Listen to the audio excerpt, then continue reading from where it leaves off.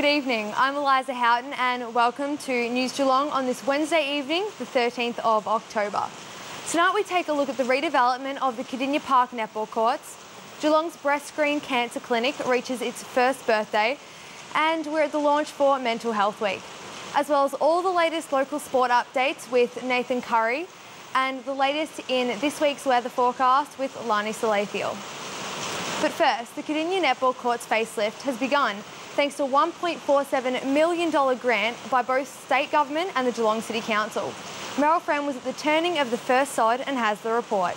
I'm down here at Pt1 Park at the netball complex where $1.4 million redevelopment has just been started today. We're joined with our Mayor John Mitchell. Now we're down here at Pt1 Park at the netball complex here, and some wonderful news for Geelong's netballers. Oh, it certainly is, and not before time. The city, along with the state government, the city's put in nearly $1 million, the state government nearly $500,000, and we're going to rebuild the courts, 12 new courts, one show court, reconfigure them, hopefully upgrade the change rooms at some stage. And it's great news. They'll be well lit and they'll be well used because netball is the biggest growing sport for females in the Geelong area.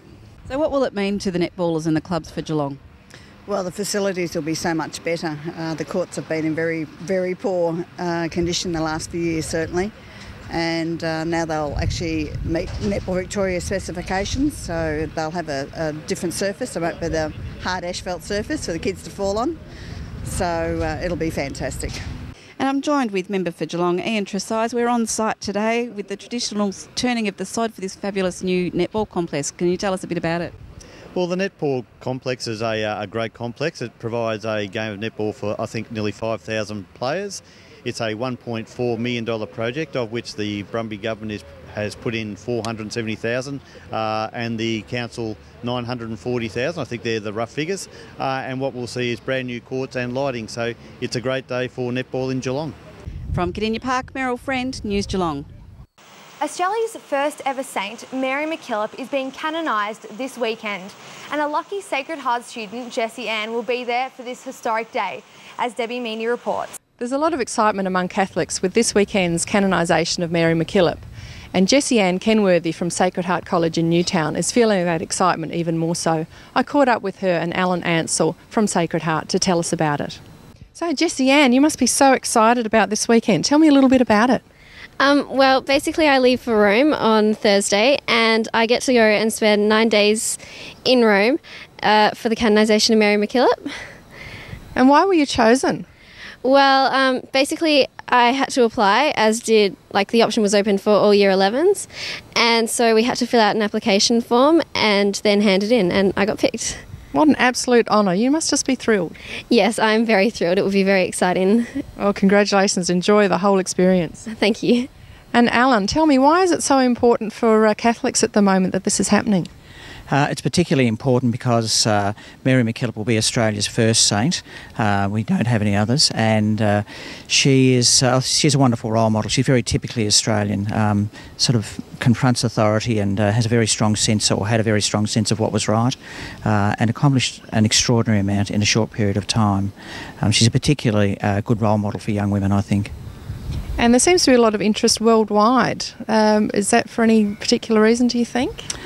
I think it's because, in a sense, she's risen from the ranks of the ordinary, and I think ordinary people relate very, very well. Ordinary people like myself relate very, very well to Mary MacKillop, and I think her story resonates with normal people living normal lives. This is Debbie Meaney at Sacred Heart College for News Geelong. Thank you, Debbie.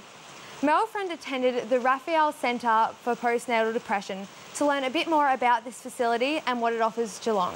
We're here at the Raphael Centre in 11 Fenwick Street, and we're able to speak with the manager and one of the consultants here about perinatal mental health. We're here at the Raphael Centre, and I'm joined with Suzanne Higgins, the manager, and Sigrid Jacob, a counsellor here. Now, Suzanne, can you tell us a little bit about what perinatal mental health is all about? Sure, Meryl. Perinatal mental health is really considering the well-being of parents during the pregnancy and a year or two after the birth. It was commonly known as postnatal depression, but the professional term now is perinatal mental health. And the work here at the Raphael Centre, it's focused very highly on involving men. That's right, yes. We've been going for probably 6 years, but in the last 2 or 3 years, we've been able to be more accessible to men. So men, of course, are committed to supporting their family and caring for their wife and newborn, and we just have become aware that they too have some struggles with mental health themselves. And so through the antenatal classes, people often hear a little bit more about what's happening here as well? That's right, yes. We publicise the work of the Raphael Centre in a number of forums, but one of them is antenatal classes at St John of God, and we have been lucky enough to be able to talk to men and lucky enough to have men who are really interested in hearing about the work we do here. And can I turn to you, Sigrid? You have recently been over to Germany and talking to them about what we do here in Geelong, and it seems like it's ahead of the race in worldwide healthcare. That was a nice discovery to make while I was there. I presented a poster presentation on our success in engaging men in perinatal mental health, and that was very well received and lauded.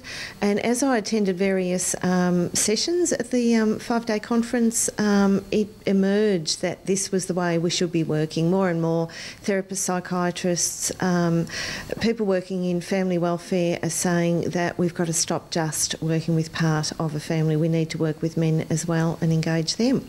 Meryl Friend at the Raphael Centre for News Geelong. Thanks, Meryl. This is News Geelong here on Channel 31 Analog and Digital 44 as we go to a short break and return with more news right after this.